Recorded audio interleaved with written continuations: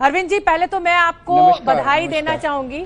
नमस्कार सर, मैं आपको बधाई देना चाहूंगी कि विदेश से आने वाले नागरिकों के लिए केंद्र बिंदु रहा राजधानी दिल्ली, लेकिन एक्सपोनेंशियली यहां पर आंकड़ा नहीं बढ़ने दिया आपने।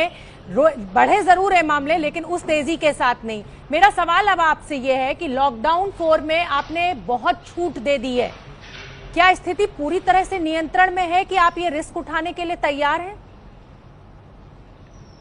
देखिए शोभना जी, आपने बिल्कुल सही फरमाया कि दिल्ली देश की राजधानी है और राजधानी होते हुए हमें ज़्यादा जिम्मेदारियां निभाने की जिम्मेदारी मिली। विदेश से जैसे कोरोना तो बाहर से आया है, पहले तो हमारे देश में था नहीं, तो विदेश से फरवरी और मार्च के महीने में बहुत सारे भारतीय लोगों को लाया गया। उनमें बहुत सारे लोग कोरोना संक्रमित थे, जिसकी वजह से अपने देश में धीरे धीरे कोरोना बढ़ता गया। उनमें अधिकतर लोग दिल्ली लाए गए। दिल्ली में शुरू में तो कोई उसका प्रोसीजर नहीं था, लेकिन बाद में फिर उनको क्वारंटाइन किया गया। उसकी सारी हम लोगों ने व्यवस्था की। दिल्ली सरकार ने अपने डॉक्टर्स, अपने सारे लोगों को बिठा के एयरपोर्ट के ऊपर व्यवस्था की। तो हम लोगों ने, दिल्ली के लोगों ने, दिल्ली सरकार और दिल्ली के लोगों ने, हमने 0 कोरोना के केस से शुरू नहीं किया। हमने लगभग 2000 केसेस से शुरू किया था, जिसमें से 1100 केसेस मरकज वाले थे और लगभग 900,000 केसेस विदेशों से आने वाले जो संक्रमित थे और उनकी वजह से जो संक्रमित हुए। लेकिन आपने बिल्कुल सही कहा कि जो ढेर सारे कदम उठाए गए, उसकी वजह से इसको नियंत्रण में रखा जा सका। 2000 से हमने शुरू किया और आज टोटल 10,000 केसेस हैं। लेकिन इसमें थोड़ी सी सुकून की बात यह है कि जो मौत हो रही हैं वो उस रेशो में काफी कम है। 160 लोगों की लगभग अरविंद जी, ये जो डेथ रेट कम है, यही मेरा सवाल है आपसे कि जो डेथ रेट कम है, क्या इसीलिए आप ये रिस्क लेने के लिए तैयार हो गए कि अगर कोरोना के मामले बढ़ेंगे भी तो हम अस्पताल में तैयारी कर ली आपने 50-55 दिनों में, उनको आप भर्ती कराएंगे, वो ठीक हो जाएंगे, डेथ रेट कम है, क्या इसीलिए आप ये रिस्क लेने के लिए तैयार हो गए? 80% दिल्ली आपने खोल दी है। तो अभी 2 महीने का जो लॉकडाउन का हमें पीरियड मिला जी, जिंदगी भर तो लॉकडाउन नहीं हो सकता ना।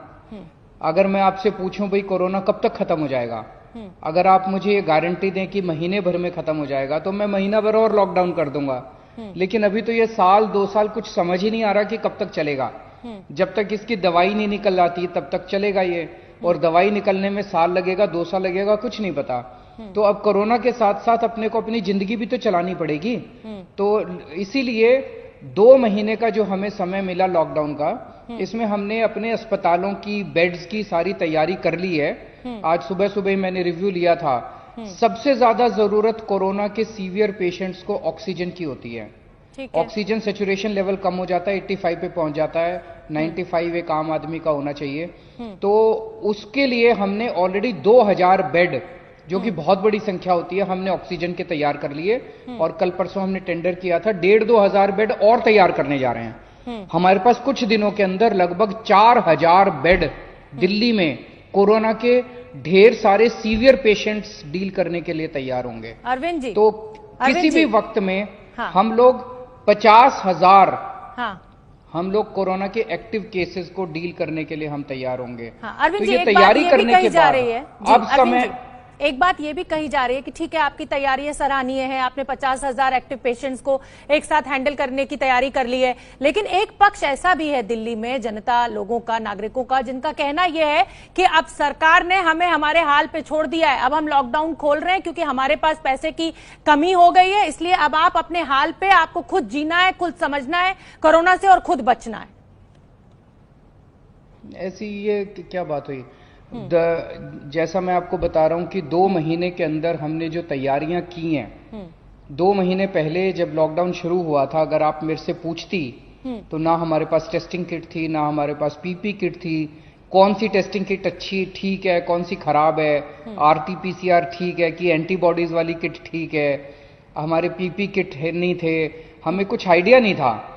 आज हमारे पास, मैं आपको बता रहा हूं कि अगर मेरे पास 2000 ऑक्सीजन के बेड्स आज हैं, 2000 बेड्स की और कुछ दिनों में मैं तैयारी कर रहा हूं, 4000 सीवियर केसेस को डील करने की क्षमता है। होम क्वारंटाइन के जो पेशेंट्स आ रहे हैं जिनके माइल्ड सिम्टम्स होते हैं उनको हम उनके घर में ही तैयारी, उनके पास हमने एक ऑलरेडी व्यवस्था की है। हमारी टीम डेली, डॉक्टर्स की टीम उनको फोन करती है जो होम क्वारंटाइन में है, अपने घर में है, कि आप ठीक है ना, आपके घर में किसी को तो नहीं हो गया, आपको अस्पताल की तो जरूरत नहीं है। उनकी तैयारी कर ली है। लगभग 85% लोग होम क्वारंटाइन में।